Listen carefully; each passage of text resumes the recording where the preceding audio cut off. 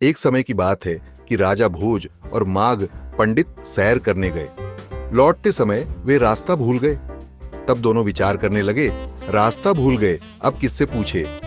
तब माघ पंडित ने निवेदन किया, पास ही एक बुढ़िया गेहूं के खेत की रखवाली करती है, उससे पूछे।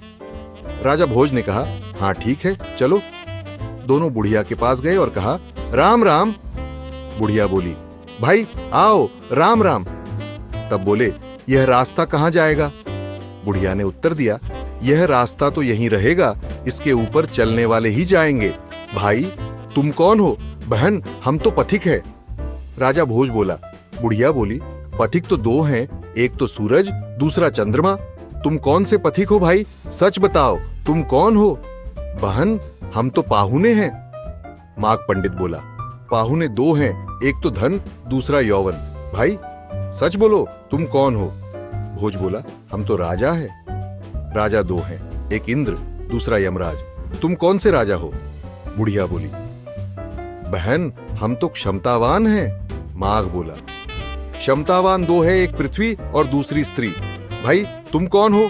बुढ़िया बोली, हम तो साधु हैं। राजा भोज कहने लगा, साधु तो दो है, एक तो शनि और दूसरा संतोष।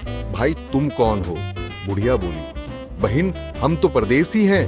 दोनों बोले, परदेसी तो दो है, एक जीव और दूसरा पेड़ का पात। भाई तुम कौन हो?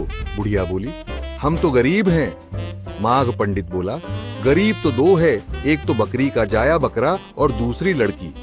बुढ़िया बोली, बहन हम तो चतुर हैं।